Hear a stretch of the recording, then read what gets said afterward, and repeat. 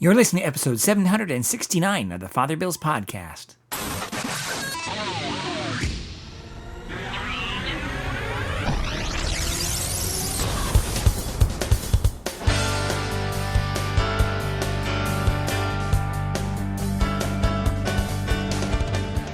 Welcome back. This week's episode is entitled Testify to the Light, given on the third Sunday in Advent, 2020.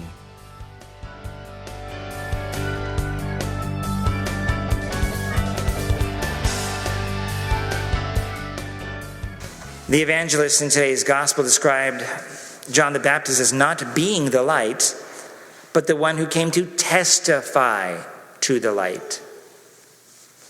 And the light in this metaphor of Christ, of course, is Christ himself. He is the light of the world.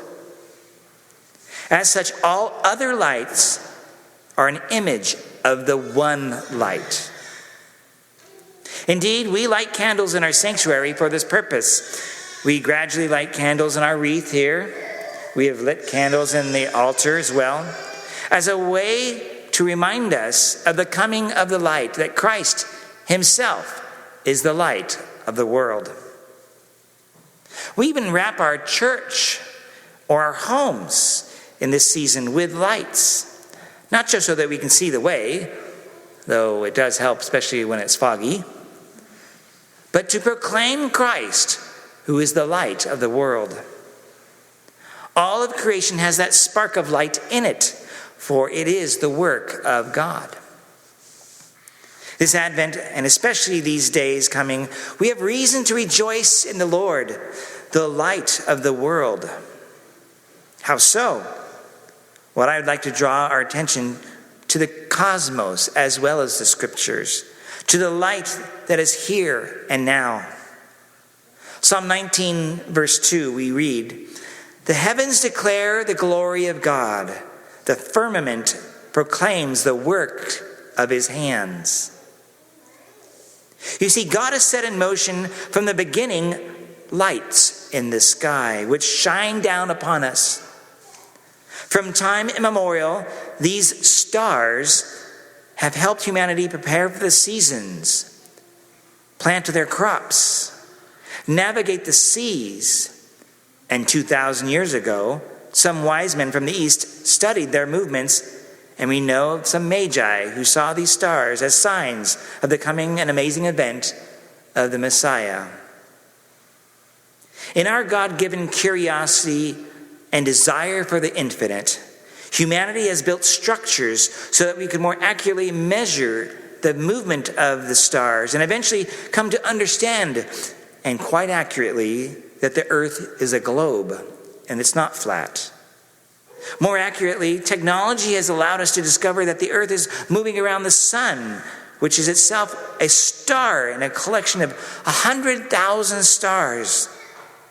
And eventually recognize that even our galaxy is one amongst an estimated 2 trillion galaxies in the cosmos. It's an immense understatement to say that it is a lot of galaxies. It is further a mind blower to think that there is likely than 100 billion trillion stars. Yet despite all that energy and light, Christ himself is the light which has created all of them and set them all in motion. If that does not humble you, I'm not sure what else to say. But I offer this homily because we have a stellar sign in the heavens ongoing right now, and I want to draw your attention to it. For we may be experiencing, something similar to what the Magi had been studying. And I'm talking about a conjunction of lights coming together. Lights in the sky that all of us can see in the southeast sky when there's no clouds. Just take a look. Do it yourself. Have you seen it? Did you notice? Well, a very rare event is coming to pass. The conjunction of our 2 biggest planets on which we see in the sky are on their closest approach on December 21st, Coincidentally, the winter solstice, and I'm sure astrologers are going to go nuts on this one. Believe me, the planets aren't listening to them. Nor are they beings. They are a creation of God. And in fact, moreover, I think Jupiter is some 400 million light years, or 400 years, 400 miles away. Saturn is twice that far. So while they appear close, they are not close, and that's an understatement. Saturn is almost 1 billion miles away. But see, on that day, December 21st, the two will be almost like one, like a big bright star. Most will be able to see their separation. They won't actually overlap. They stand out, though, amongst many of the stars in the sky when you look. Each day they'll get closer to each other. The conjunction of planets is a common thing in astronomy, but not so much for these two entities, these two lights. Again, the last time they were close, you'd have to go back to March 4th, 1226. That's 800 years ago. Now, every 20 years they come into relative conjunction, that is, within a relative part of the sky of each other, but it's very rare that they would come so close as they will. The next time this will happen will be the year 2080. Anybody going to be here for that? Okay, I'll see you there. I did a little bit of astronomy. That's something I like to do. I have a software I recommend called Sky Safari. And you can type in any date you want, and it'll tell you where the stars are, because that's what God has put together. A system of creation that can be measured and understood. So in 2080, not only will Saturn and Jupiter be close together, not as close as this necessarily, but Mars and the moon at one point will also join the divine dance, or the celestial dance. It'll be incredible for astronomers. And once again, the astrologers, who are very different people, will go nuts, and we'll just pray for them. The end of the world is not coming because of that. It'll be a party, of course, beyond many of our lifetimes. We won't likely be there. So I offer this astronomical, what is called the Great Conjunction, that is Saturn and Jupiter, every time it happens. It has happened over the centuries. But it's interesting because when it has happened, typically, it's near the sun and we can't see it. This is happening in the nighttime, or the early nighttime, and that's what makes it also extra special, that you do not need binoculars or a telescope. You just need your two eyes with a pair of glasses, maybe, if you have, like me, issues with seeing. But I would like to propose this is another way to be aware of our ongoing waiting for the second coming of Christ. For as sure as this conjunction will happen, and I will bet the bank on it, so too the light, who is Christ, will make himself visible in an amazing and a wondrous way sometime in the near future.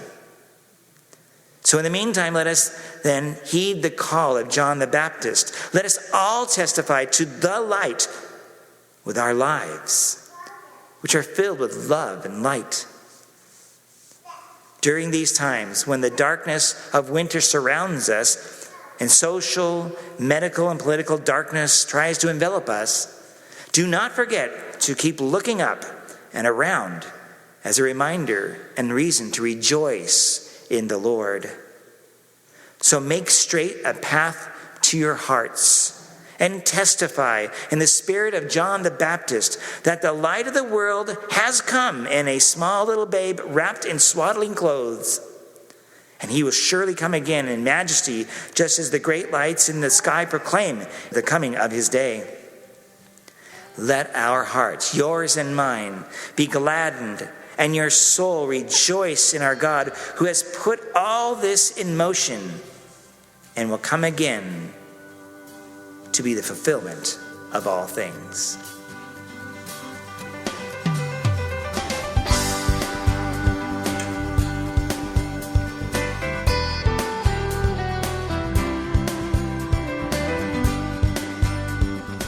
Thank you again for listening to this episode of the Father Bill's podcast. If you have any questions or want to find out more, you can go to my website, fatherbill.org. That's FRBILL.org. You can also go to my parish where I'm at, St. Anne's, its webpage to see what's going on there locally, and that would be stannegp.com, and that's ST for Saint, so STANNEGP.com. And until next time, may God bless you and stay safe. Bye-bye.